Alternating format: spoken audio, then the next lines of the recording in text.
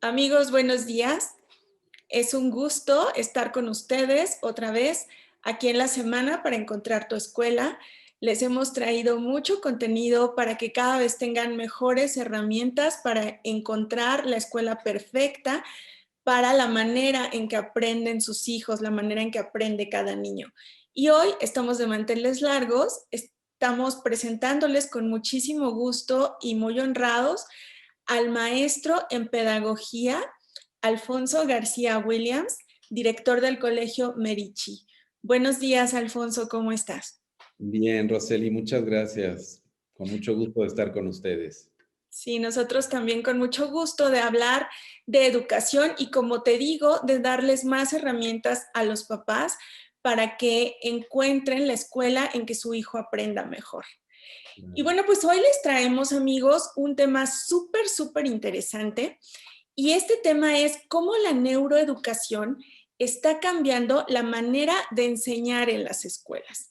Entonces, quisiéramos empezar con eso. Primero, ¿qué es la neuroeducación, Alfonso? Pues mira, básicamente la neuroeducación tiene que ver con el conocimiento del cerebro y su funcionamiento y cómo éste impacta en el aprendizaje de los estudiantes, de manera muy sencilla. Ok, pero entonces eso, a grandes rasgos, eso se ha usado siempre, ¿cierto? O sea, siempre ha habido una manera de aprender, de cómo impacta el conocimiento. ¿Qué es lo novedoso de esta aproximación?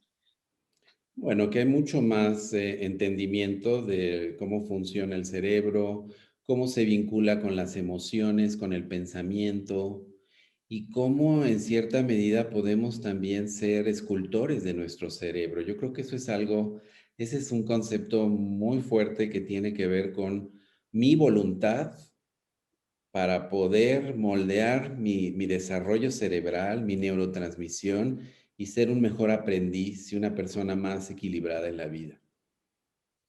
Súper, qué interesante. Entonces, ahora ya estamos integrando las emociones y la voluntad al aprendizaje. Es decir, no es algo que yo adquiero por irme a sentar a una escuela.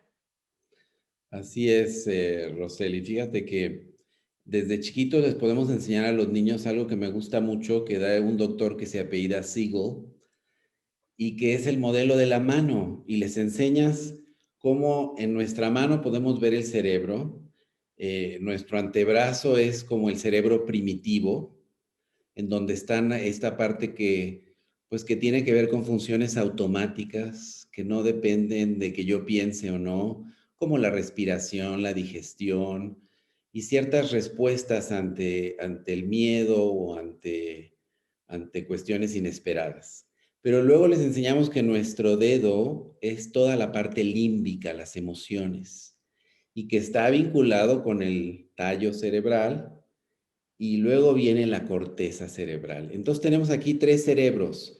El reptiliano, que es el que se desarrolla en la gestación, y después tenemos el límbico, que es el emocional, y la corteza cerebral, que empieza hasta después del nacimiento y acaba entre los 18 y los 21 años.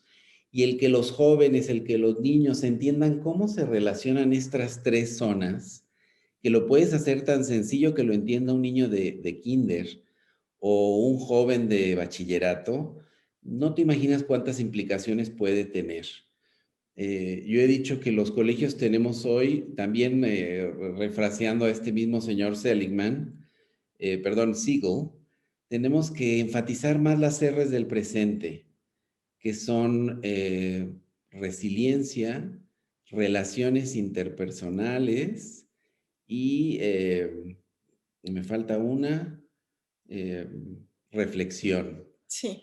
Y entonces, porque en el pasado era aritmética, matemáticas, lectura, las tres R's en inglés. Y el que seamos reflexivos tiene un rol muy importante en cómo generamos neurotransmisión y cómo ayudamos a nuestro cerebro a funcionar mejor. Y también el que tengamos relaciones interpersonales, el que no nos consuma la tecnología, está comprobado cómo tiene un impacto. Por eso esta época en la que estamos viviendo, pues tiene áreas muy desafiantes, porque los chiquitos en particular, para poder desarrollarse necesitan ver a los ojos de otra persona.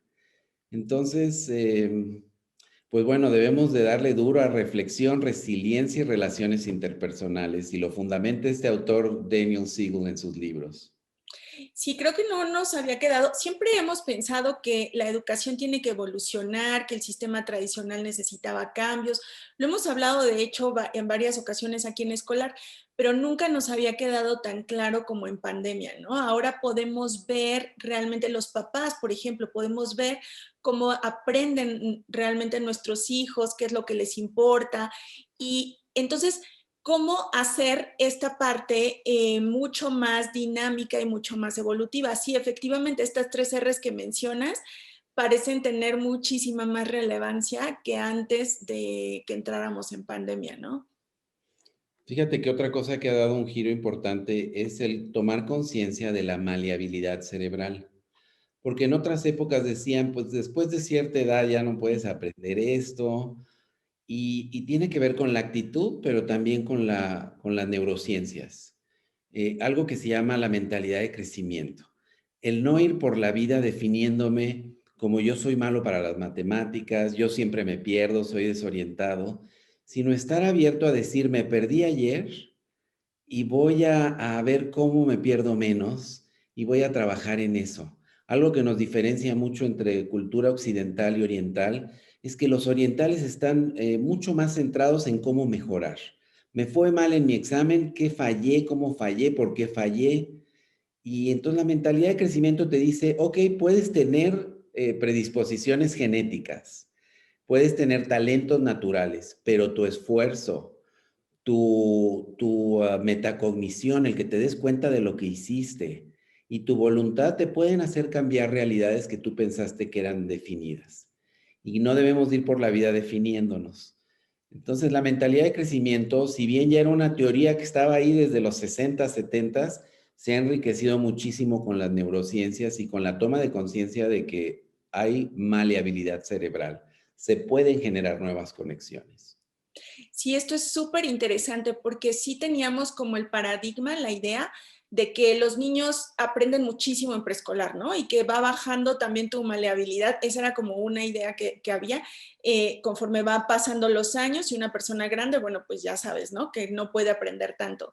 Pero es cierto, cada vez hay más estudios de que podemos seguir haciendo conexiones cerebrales y esto está súper interesante y nos abre muchas áreas de oportunidad a los educadores para justo enseñarle a los niños cómo hacer esto. Y sabes, Roseli, como tú lo preguntabas al principio, si queremos realmente echar a andar nuestro cerebrito, pues las clases tienen que empezar con preguntas, con retos, con desafíos, sorprender al cerebro. Si yo empiezo a darte una conferencia y me pongo a hablar, no, tu cerebro va a estar en su zona de confort y no vas a generar nuevas conexiones.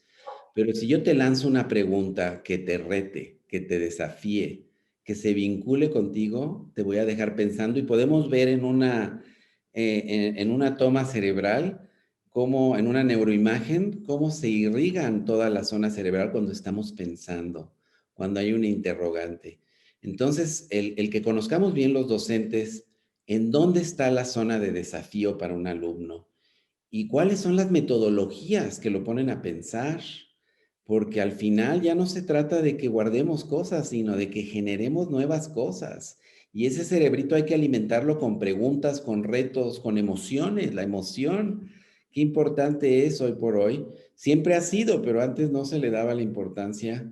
Si la motivación no está ahí presente, pues difícilmente se mueven a aprender. El juego, eh, en fin, hay muchas cuestiones que se consideran en las metodologías para que hagan crecer el cerebro y tomen conciencia a los niños de eso.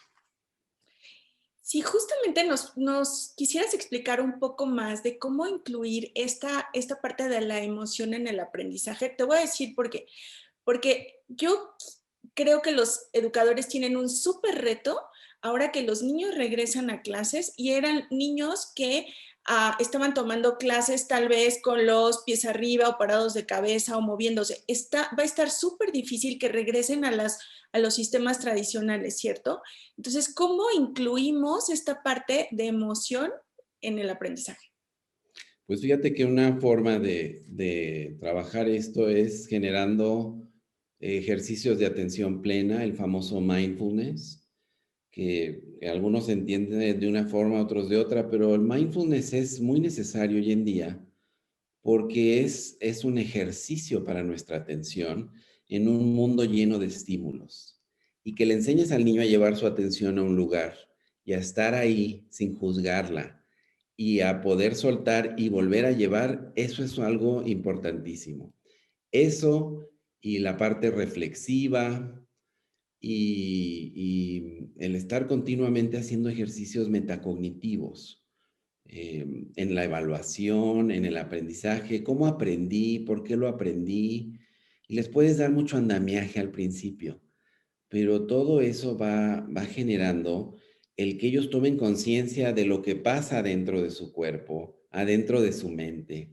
Algo muy importante que hoy pasa, bueno, siempre ha pasado, pero hoy tenemos conciencia, es que los pensamientos afectan nuestras emociones y hasta pueden afectar nuestra salud. Entonces, el estar nutriendo nuestra cabecita, nuestra mente de pensamientos productivos, tienen un impacto en nuestras emociones y tenemos que enseñar a los niños cuando hay un pensamiento destructivo, rumiante, obsesivo, que puedan cambiarlo de manera consciente. Ahí están jugando con sus pensamientos y con sus emociones. Y parece muy de sentido común, pero hay estrategias para hacer eso y para que el niño encuentre que él solito puede trabajar su paz y su estabilidad con ciertas técnicas. Qué interesante. Y fíjate que hablando ya de todo esto, qué podemos hacer nosotros los papás para proveerles de esta, o podemos hacer algo, pues, los papás, para proveerles de algunas de estas herramientas a los niños, independientemente de las que se puedan proveer en la escuela? Pues mira, hay que recordar los básicos, Roseli.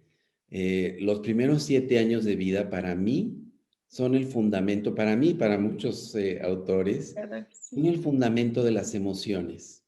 Yo por eso trabajo muchísimo con los papás de preescolar porque los 7 años se les van muy rápido. Y no es Ujú. que nos pidan muchas cosas, nos piden certidumbre, nos piden abrir y cerrar el día, nos piden equilibrio emocional a los adultos, nos piden llegar a cerrar los días con ellos y a dar gracias, a hacer cosas que sean productivas para nuestras emociones. Y a veces no contamos con esas cosas tan sencillas.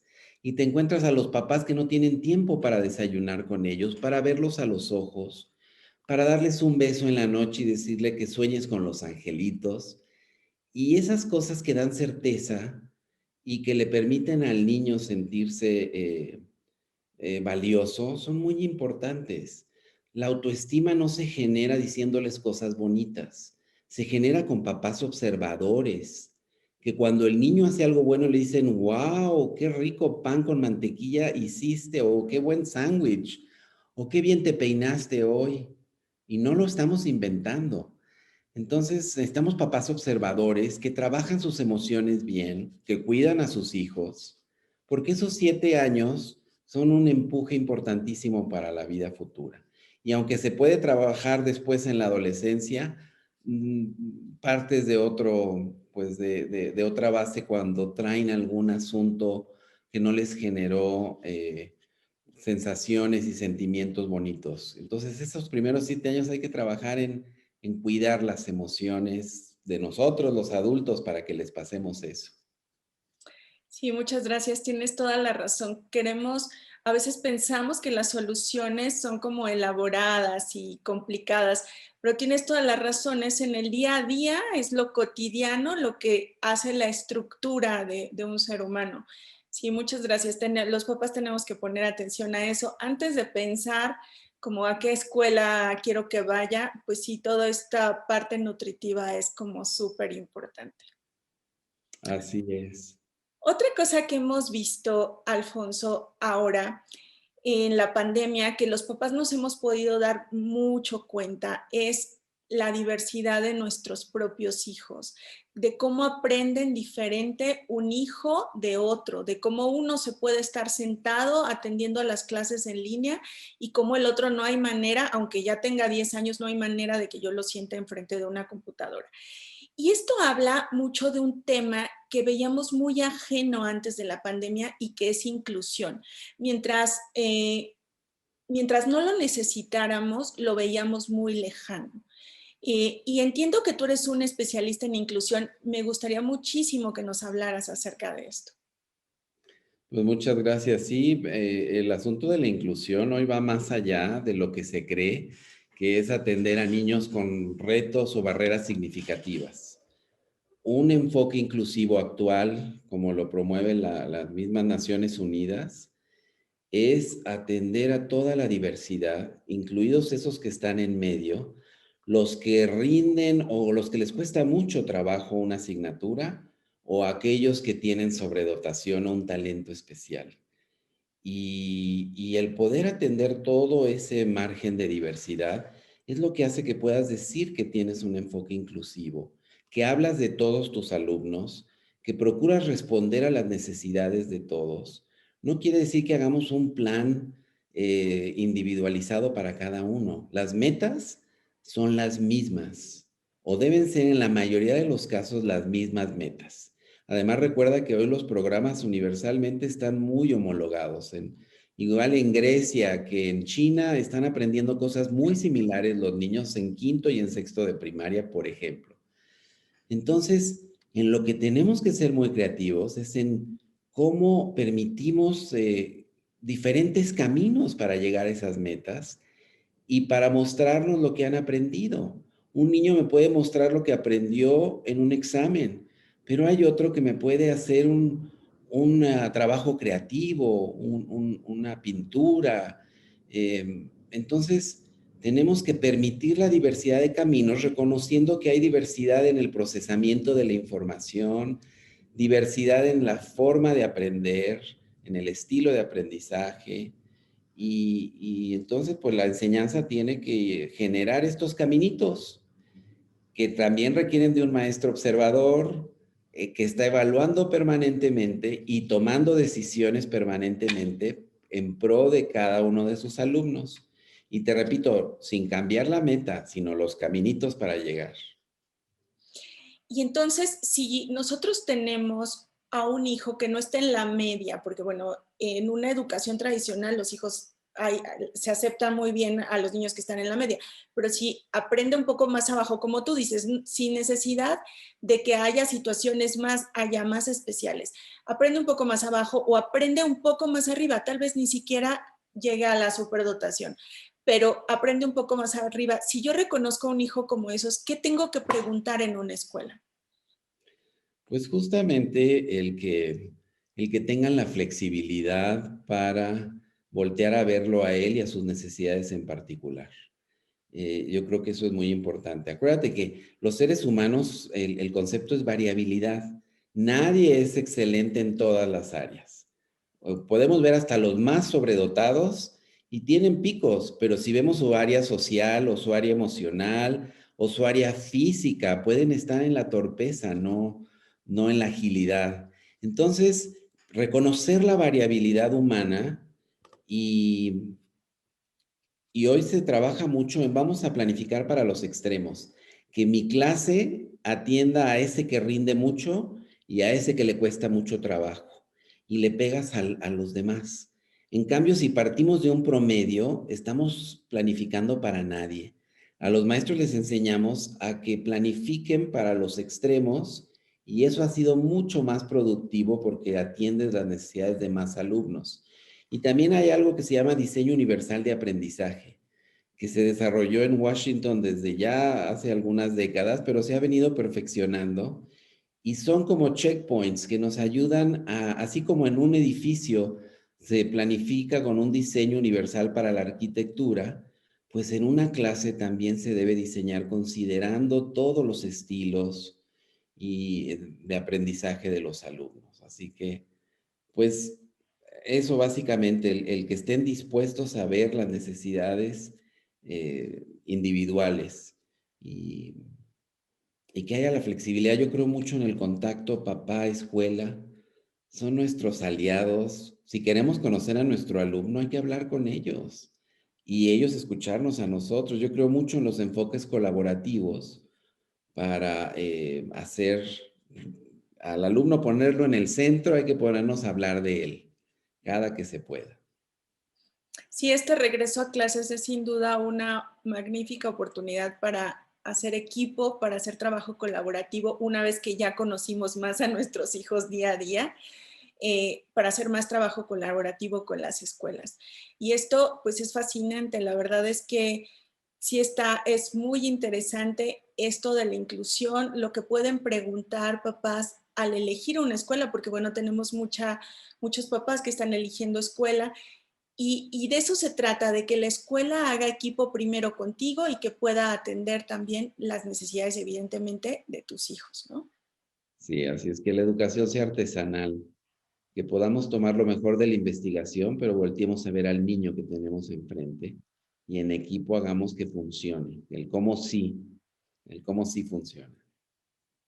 Sí, eso es maravilloso. Pues muchísimas gracias. Creo que con eh, estos puntos que hemos hablado tenemos, insisto, más herramientas para saber en qué poner atención a la hora de observar el aprendizaje de los niños y de elegir una escuela. Y ya por último, me gustaría también plantearte algo que entiendo que está tomando también mucha relevancia en la educación y es esto de las habilidades que ahora tienen que aprender los niños versus todo el aprendizaje académico, como decías, ahora ya no es, o no sé si sea tan importante, eso es lo que queremos escuchar, no es tan importante el aprendizaje académico como la adquisición de esas habilidades para la vida, ¿no? Claro, estamos viendo los reportes que ya están saliendo para el 2021 sobre el estudio de las profesiones o de los trabajos. Y, y realmente lo que tenemos que hacer es que nuestros alumnos tengan todo este pensamiento crítico, creativo. Fíjate, la inteligencia emocional cada vez toma mayor fuerza en, pues en los pronósticos que se hacen hacia el futuro, porque si bien la base cultural es importante, tú quieres que los niños se sepan las capitales del mundo, que se ubiquen en el tiempo y en el espacio, que sepan cómo se construyó la historia de su país. Sí es importante que lo sepan, pero no a nivel enciclopédico como antes, sino que se ubiquen, que sepan dónde están y que si quieren se metan a su computadora y vean los detalles de la Revolución Mexicana, pero en el fondo que entiendan un concepto como revolución, que va más allá de la Revolución Mexicana y puede ser una revolución del corazón, una revolución del intelecto. Entonces está cambiando a un enfoque más conceptual, menos enciclopédico y efectivamente lo que va a hacer que nuestros niños conserven o nuestros estudiantes conserven su trabajo en el futuro son esas habilidades que no van a perder tanto vigencia como otras. Y ahí está el pensamiento crítico, la agilidad, el trabajo en equipo, que sigue siendo la colaboración, la conciencia intercultural y la apertura a otras culturas, que también es muy importante por la globalización que vivimos. Entonces, las habilidades están jugando un rol preponderante sin dejar de tener niños cultos y ubicados en el mundo en el que vivimos. Sí, qué interesante, súper, muchas gracias. Pues muchas gracias, Alfonso. Creo que esta ha sido una plática muy productiva, insisto, que puede darles más herramientas, amigos, para ubicarnos en qué es lo que necesitan nuestros niños y jóvenes, educativamente hablando, el día de hoy. Alfonso García Williams es, insisto, director del Colegio Medici y todo esto de lo que hablamos pueden observarlo y vivirlo en el colegio, ¿cierto? Así es, Roseli. Muchas gracias por las preguntas, porque todas me son apasionantes, todas las que comentas.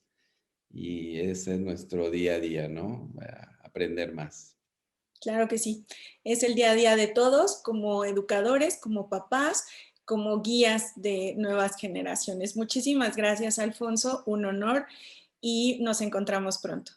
Gracias, Roseli, un gusto.